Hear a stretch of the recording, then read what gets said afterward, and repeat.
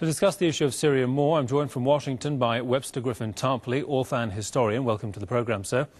Dr. Tarpley, Syria has accepted Kofi Annan's initiative. The ceasefire has taken effect, but now we're hearing Obama speaking of sending aid to the armed gangs, similar to what we saw in Libya that turned out to be aid plus weapons. And to prove this, we saw the so-called Friends of Syria conference approving salaries for armed gangs.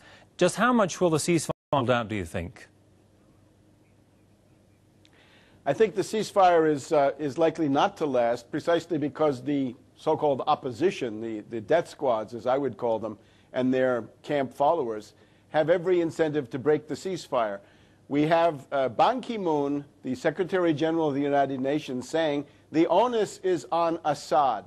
So if snipers go on the roofs of buildings in Homs and kill people, then the Western media immediately arrive and say, aha, this is the work of Assad. So that gives them every incentive. The people who want to bring down Assad have every incentive to keep up the violence. Now, the move this afternoon is interesting in itself. Obama got out of town in the morning. He doesn't want to be associated with this. He flew to Tampa, then to Cartagena, Colombia for the Summit of the Americas. It's Friday afternoon. This is supposedly the time when the U.S. public is paying least attention to this kind of thing. We've become accustomed to the Obama administration Friday afternoon document dump.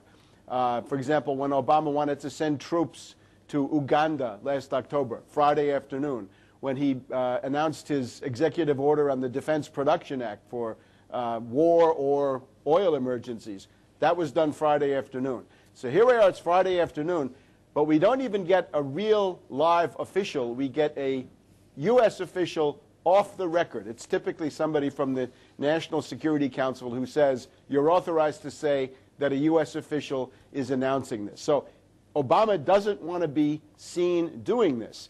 Now, the content of it was apparently set up by Obama with Erdogan in South Korea some weeks back. Supposedly $12 million, and the U.S. government says it's non-lethal.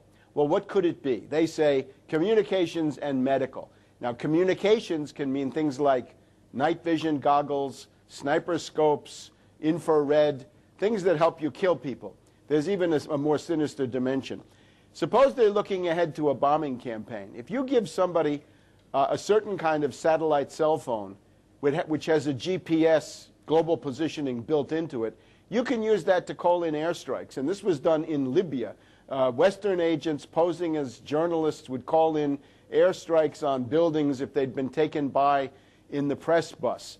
Another dimension, in Libya, the assassination of the family of the Al-Qawdis in Sorman near Tripoli was carried out by some people who got up in a water tower and they painted the homes with a laser. So there are certain kinds of lasers which by themselves don't kill anybody, but they can be used to facilitate the bombing attack. It allows you to single out one house from the ground. You're basically working as a spotter. And it seems to me this is the dimension. It's a preparation for a new round of violence and killing. Indeed. Now, Doctor, I mean, we saw that Kofi Annan travel to Iran for support for his plan. What role do you think can Iran play as a neighbor of Syria, as opposed to Syria's other neighbors, especially Turkey? Well, obviously, not to be fooled by Kofi Annan, who is simply a colonial administrator or imperialist bureaucrat. He's the kind of people who ran the British Empire in many parts of the world over the last 100 years or so. I think it's also important to keep reality clear, which is that this is not a matter of civilians protesting. This is a matter of violent groups that have been sent in from the outside. The other thing I think is important is where might this be going? Erdogan of Turkey yesterday said that he expects NATO to defend the Syrian border with Turkey. In other words, if Syrians shoot across the border into Turkey, he wants NATO to be there. Now, that's an escalation for Erdogan.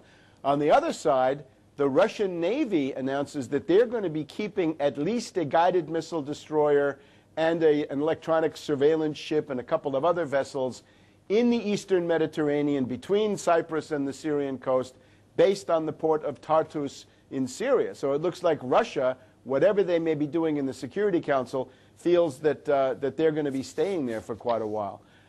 Another wild card in this situation is Sarkozy. Sarkozy is now 8 points back. He's behind in the second round of the French voting. First round in about a week, second round a couple of weeks after that. If Sarkozy thinks he's losing, watch out for some wild adventure by Sarkozy. Obama would not agree. Obama wants the wild adventure in October, not now. So this is the kind of situation we now have. Indeed. I'm sorry we'll have to leave it there. Many thanks to Dr. Webster Tarpley, author and historian from Washington. Thanks for your time there, sir, as always.